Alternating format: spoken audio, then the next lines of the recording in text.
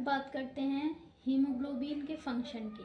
Haemoglobin का function क्या होता है कि maintaining buffer system of the body. हमारे बॉडी के बफर सिस्टम को हीमोग्लोबिन क्या करता है, मेंटेन करता है। Transport oxygen from lungs to different cells. Oxygen क्या करता है और हीमोग्लोबिन क्या करता है, ऑक्सीजन को लंग्स में ट्रांसफ़र करता है। लंग्स में ट्रांसफ़र करने के बाद पूरे सेल में ट्रांसफ़र करता है। कौन, लंग्स ट्रांसफ़र करता है। हीमोग्लोबिन सबसे पहले ट्रांसफ़र किसको करता है, लंग्स को, और लंग्स जो है वो पूरी बॉडी को हीमोग्लोबिन ट्रांसफ़र करता है, जिसकी वजह से उसको ऑक्सी हीमोग्लोबिन भी बोला जाता है। नॉर्मल लेवल की अगर हम बात करें मेल एडल्ट में और न्यू बॉर्न में, तो नॉर्मल रेंज जो इसकी होती है एडल्ट में, इसकी जो एडल्ट की जो होती है मेल में होती है 14 से 18 ग्राम पर डीएल, फीमेल में होती है 12 से 16 ग्राम पर डीएल। न्यू बॉर्न की बात करें तो 20 से 24 ग्राम पर डीएल होती है। अब बात करते हैं यूनिट ऑफ हीमोग्लोबिन की। ये जो ग्राम पर डीएल लिखा हुआ है इसको बोलते हैं यूनिट, मतलब कि हीमोग्लोबिन की यूनिट कितनी है, तो इसको बोलते हैं यूनिट। तो यूनिट ऑफ हीमोग्लोबिन क्या होता है, ग्राम डेसी लीटर, जिसको हम क्या बोलते हैं, ग्राम पर डीएल। इसका फुल फॉर्म क्या होता है, ग्राम डेसी लीटर। अब बात करेंगे हम टाइप्स ऑफ हीमोग्लोबिन की। तो there are 4 types of haemoglobin. Number 1 HbA। A का फुल, HB का मतलब क्या हो गया, हीमोग्लोबिन। ए का मतलब हो गया adult, HbA adult haemoglobin. HbF का हीमोग्लोबिन, F का हो गया फीटस। तो HbF haemoglobin, Grover first, Grover second, ये क्या है, टाइप्स ऑफ हीमोग्लोबिन है। अब बात करते हैं हम एस्टिमेशन मेथड की, मतलब कि हीमोग्लोबिन को कितने तरीके से हम लगा सकते हैं उसकी नॉर्मल वैल्यू को चेक करने के लिए या फिर एबनॉर्मल वैल्यू को चेक करने के लिए। कोई एक पेशेंट है, उसके हीमोग्लोबिन की नंबरिंग कितनी है, हीमोग्लोबिन ज़्यादा है, कम है, उसको कोई हीमोग्लोबिन की वजह से डिजीज़ है या फिर नहीं है, ये सारी चेक करने के लिए हीमोग्लोबिन के कुछ मेथड्स होते हैं जिनका हमें इस्तेमाल करना होता है।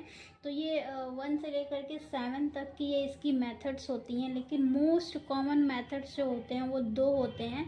ज़्यादातर इन 2 मेथड्स का ही यूज़ किया जाता है, जो कि पहला मेथड होता है सहेलीज हीमोग्लोबिनोमीटर मेथड और दूसरा होता है साइनमेथ हीमोग्लोबिनोमीटर मेथड। इन दोनों मेथड्स का यूज़ जो होते हैं वो लैब्स में बहुत ज़्यादा किया जाता है। क्यों? क्योंकि ये दोनों मेथड्स जो होते हैं वो मैनुअली काम करते हैं, और मैनुअली कोई भी काम आप करेंगे तो आपका उस पर बिलीव ज़्यादा होता है, क्योंकि आप खुद से कर रहे हैं और उसको मेज़र भी आप खुद से कर रहे हैं, तो उस पर बिलीव क्या होता है, ज़्यादा होता है। बाकी तो आजकल एडवांस ज़माना है, सारी चीज़ें क्या हो रही हैं, ऑटोमेटिक हो रही हैं, मशीनों में फीड कर दो, नंबरिंग आ जा रही है, मशीन सही चले या फिर गलत चले, जैसे भी चले। तो ये कुछ हीमोग्लोबिन के एस्टिमेशन मेथड्स हैं, जो कि 2 मेथड जो हैं वो कॉमन है, मैंने आपको बताया। फिर तीसरा मेथड है एल्काइली haematin method, gasometric method, sodium lauryl sulphate method, chemical method और स्पेसिफिक ग्रेविटी मेथड्स। तो ये क्या हैं, मेथड्स हैं जो कि यूज़ किए जाते हैं हीमोग्लोबिन को लगाने के लिए। अब इसमें से जो बहुत ज़्यादा इस्तेमाल किया जाता है उस मेथड को हम क्या करेंगे, डीपली पढ़ेंगे, और वो उस मेथड का नाम है सहेलीज हीमोग्लोबिनोमीटर मेथड। इस मेथड को लगाने के लिए मुश्किल से आधे घंटे का टाइम लगता है। आधे घंटे के अंदर हम पेशेंट की रीडिंग क्या कर सकते हैं, मेज़र कर सकते हैं, और उसको हम बता सकते हैं कि उनके हीमोग्लोबिन की नॉर्मल वैल्यू क्या है। बात करेंगे हम सहेलीज मेथड की, एस्टिमेशन मेथड की, मतलब सहेलीज मेथड से अगर हम सैंपल को रन करा रहे हैं तो उसके लिए पहले हमें किन किन चीज़ों की ज़रूरत पड़ेगी, मतलब कितने रिक्वायरमेंट्स की हमें ज़रूरत पड़ेगी। तो 1 से 9 या 10 रिक्वायरमेंट्स की हमें ज़रूरत पड़ सकती है। पहला रिक्वायरमेंट हमारा क्या होगा, सहेलीज हीमोग्लोबिनोमीटर मेथड ही चाहिए। अगर इस मेथड से हम लगा रहे हैं तो अगर हमारे पास हीमोग्लोबिनो सहेलीज मेथड ही नहीं होगा तो फिर जाहिर सी बात है हम लगा नहीं सकते। तो मतलब कि हमारे पास एक इंस्ट्रूमेंट होना चाहिए। कौन सा इंस्ट्रूमेंट होना चाहिए, सहेलीज हीमोग्लोबिनोमीटर होना चाहिए। तो जब हम सहेलीज हीमोग्लोबिनोमीटर लेते हैं, खरीद लेते हैं, तो उसमें हमें एक पीपेड मिलता है और उसके साथ हमें एक हीमोग्लोबिनोमीटर मेथड मिलता है, जिसकी मार्किंग जो होती है वो 20 से लेकर के 22 तक की होती है। हीमोग्लोबिनो पीपेट हमको चाहिए, जो कितना होना चाहिए, 20 ml का होना चाहिए। स्टेयर्स ग्लास रॉड्स हमको चाहिए। कंपरेटर स्टैंडर्ड्स हमको चाहिए। N/10 HCl हमें चाहिए। अब ये जो N/10 HCl है, ये क्या है, रिएजेंट है। और ये रिएजेंट जो है N/10 हमको चाहिए। इसको बनाने का जो प्रोसेस है, जब हम पूरा हीमोग्लोबिन पढ़ लेंगे तो लास्ट में हम N/10 कैसे बनाया जाता है इसको भी हम पढ़ लेंगे। इसके साथ हमको ड्रॉपर चाहिए, डिस्टिल वाटर चाहिए, अलार्म वॉच चाहिए, और मोस्ट इम्पॉर्टेंट हमको क्या चाहिए, सैंपल चाहिए। कौन सा सैंपल होना चाहिए, EDTA सैंपल ही होना चाहिए। तो ये सारे क्या है, हमारे रिक्वायरमेंट्स हैं। इन चीज़ों के बगैर हम सहेलीज मेथड्स को रन नहीं करा सकते। तो पहले हमें इन सारी चीज़ों को कलेक्ट कर लेना होगा, उसके बाद अपने पास रखना होगा, और उसके बाद ही हम क्या करेंगे, सैंपल को रन कराएंगे। अब बात करते हैं हम प्रिंसिपल की, प्रिंसिपल ऑफ हीमोग्लोबिन। प्रिंसिपल इसका क्या होता है, एसिड हीमेटीन होता है, किसकी वजह से, N/10 HCl की वजह से। मतलब कि सोडियम क्लोरिक एसिड जो होता है, जैसे ही वो ब्लड के अंदर घुलता है, मिक्स होता है, तो वो किस में कन्वर्ट हो जाता है, एसिड हीमेटीन में। अब बात करेंगे हम प्रोसीजर की। हमने अपनी सारी जितने भी रिक्वायरमेंट्स थे हम वो सब अपने पास रख लिए थे। अब हमें क्या करना है, इस प्रोसीजर को करना है। तो प्रोसीजर को करने के लिए हमें क्या करना होगा, सबसे पहले with the help of dropper take N/10 HCl in the HB meter tube. हमें क्या करना है, एक ड्रॉपर लेना है। ड्रॉपर से हमने जो बना के रखा हुआ है N/10 HCl, उसको क्या करना है, उस ड्रॉपर में फिल करना है। और हमारे पास जो हीमोग्लोबिन ट्यूब का मीटर है, उसकी जो लोवेस्ट मार्किंग है, मतलब कि एक मान लो लंबा सा एक ट्यूब है, तो बिल्कुल नीचे पे जो भी मार्किंग दी गई होगी वहाँ तक हमको क्या करना है, फिल कर लेना है। तो लिखा हुआ है with the help of dropper take N/10 HCl in the hemoglobin meter tube till its lowest marking. Lowest marking कितनी हो जाएगी, 2 ग्राम पर DL तक हो जाएगी। तो हमें क्या करना है, ट्यूब लेना है, और उसके अंदर हमें क्या करना है, ड्रॉपर की हेल्प से N/10 HCl हमें उस ट्यूब के अंदर क्या करना है, मिक्स कर देना है। दूसरा स्टेप हमारा क्या करना है, ड्रॉ 20 ml ऑफ ब्लड। हमने क्या किया है, एक ट्यूब लिया है, उस ट्यूब के अंदर हमने क्या डाल दिया है, N/10 HCl हमने डाल दिया। अब उसी N/10 HCl में हमें क्या करना है, 20 ml of blood, 20 ml blood को हमें क्या करना है, उसके अंदर डाल देना है। और फिर पीपेड लेना है, in the HB pipette and transfer into haemoglobin meter tube. अब हमने क्या किया है, उसी ट्यूब के अंदर हमने 20 ml ब्लड को क्या कर दिया, डाल दिया है। और डालने के बाद हमें क्या करना है, उसको प्रॉपरली मिक्स करना है। Mix the content properly and leave for 10 minutes for transfer of acid haematin. अब हमने क्या किया, मिक्स कर दिया। मिक्स करने के बाद हमने क्या किया है, स्टॉप वॉच हमने जो लिखा था, अलार्म वॉच हमने जो लिया था, उसमें हमने क्या किया, 10 मिनट का अलार्म सेट किया। 10 मिनट के बाद हम क्या करेंगे, जाकर जैसे ही देखेंगे तो हमारा जो N/10 HCl और ब्लड है वो किसके अंदर कन्वर्ट हो चुका होगा, एसिड हीमेटीन के अंदर कन्वर्ट हो चुका होगा। अब उसके बाद हमें क्या करना है, now dilute the solution by adding distil water with the help of dropper. अब हमने क्या करना है, उस ट्यूब को लेना है, और उस ट्यूब में हमें क्या करना है, डिस्टिल वाटर को ऐड करना है, ड्रॉप बाय ड्रॉप ऐड करना है। कब तक ऐड करना है, जब तक कि उसका कलर एग्जैक्ट मैच ना हो जाए हमारे ट्यूब के कलर से।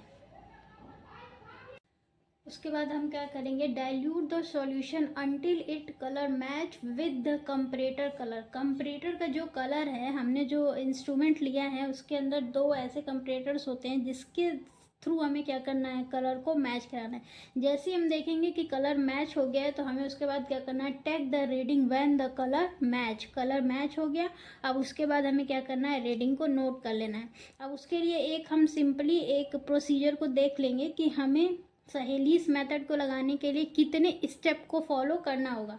हमारा स्टेप क्या है, पहला स्टेप हमारा क्या है, हमें एक लेना है हीमोग्लोबिन ट्यूब, है ना। पहले इसको देखते हैं हम, ये इस तरीके का हमारा एक इंस्ट्रूमेंट आता है जो कि हीमोग्लोबिन मेथड के लिए यूज़ किया जाता है, जो कि सहेलीस मेथड है। ये देखिए, ये क्या है, ये कंपरेटर है, एक कंपरेटर इधर है और एक कंपरेटर इधर है। इनकी नंबरिंग कितनी है, 1 से 2 से लेकर के 22 तक है, और ये भी 2 से लेकर के यहाँ तक है, 22 तक है। याद करिए, हम जब अभी नॉर्मल रेंज पढ़ रहे थे तो उसमें लास्ट नॉर्मल रेंज जो न्यूबॉर्न की थी वो 20 से लेकर के 22 तक थी। तो मतलब कि 22 से ऊपर जाएगा किसी की भी नॉर्मल वैल्यू, तब जाकर के दिक्कत हो सकती है, या फिर कम होगा तो दिक्कत हो सकती है। तो 22 तक की क्या है, इनकी नॉर्मल वैल्यूज़ हैं। तो ये क्या है, हीमोग्लोबिन मीटर है, और इधर का कलर रेड है, इधर का कलर रेड है, और ये बीच में हमने अभी क्या रखा है, खाली रखा, और इसका क्या नाम है, हीमोग्लोबिन ट्यूब। मतलब कि ये जो हीमोग्लोबिन ट्यूब है, हम इसी की बात कर रहे हैं। इसमें जब ये सारे रिएजेंट्स को हम मिक्स कर लेंगे तो इसी को उठा के हमें क्या करना है, इसके अंदर फिल कर देना है, और फिल करने के बाद इसका कलर, इन दोनों के कलर को हमें क्या कराना होता है, मैच कराना होता है। मतलब इन दोनों का कलर कैसा है, रेड कलर का है, तो ये जो बीच में हमने जो भी रिएजेंट फिल किया है, सैंपल फिल किया है, इनसे क्या होना चाहिए, मैच होना चाहिए, उसका भी कलर कैसा होना चाहिए, रेड होना चाहिए। तो देखिए, हमने क्या लिया है, एक हीमोग्लोबिन ट्यूब ले लिया है, उसमें हमने सबसे पहले क्या किया है, उसके अंदर N/10 HCl हमने क्या डाला है, ब्लड, N/10 HCl हमने इसमें फिल किया। दूसरे नंबर पे हमने क्या लिया है, 20 ml ब्लड लिया है। कौन सा ब्लड, EDTA ब्लड को हमने लिया है।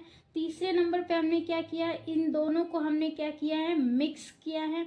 मिक्स करने के बाद हमने क्या किया है, वेट फॉर 10 मिनट्स। हमने इस मिक्स करने के बाद 10 मिनट इंतज़ार किया है। 10 मिनट इंतज़ार करने के बाद चौथे नंबर पर हमने क्या किया है, drop by drop distil water. इसके अंदर हम क्या करेंगे, drop by drop distil water को डालते जाएंगे, और स्टिक लेंगे, उससे हम मिक्स करते जाएंगे। उसके बाद कलर मैच। अब पाँचवें नंबर पे हमने क्या किया है, इनके कलर को मैच कराएंगे। मतलब इसका कलर, दोनों का कलर इस बीच वाले के कलर से क्या होना चाहिए, मैच होना चाहिए। जैसे ही कलर मैच होगा, कहाँ तक कलर मैच हो रहा है वहाँ से, यहाँ से स्टार्ट करेंगे, और उसके बाद से अगर मान लीजिए 6 पर आ गया तो हमें हमारी नॉर्मल वैल्यू जो भी होगी, या फिर जो भी रीडिंग आएगी, हम क्या करेंगे, अगर मान लीजिए मेल की रीडिंग आती है तो हमें लिखना है यहाँ पे मेल, और उसके बाद आगे डैश, और उसके बाद से जो भी इनकी वैल्यू आई, मान लीजिए 10 तक आई है तो 10 ग्राम पर DL क्या हो गई, इनकी नॉर्मल वैल्यू हो गई।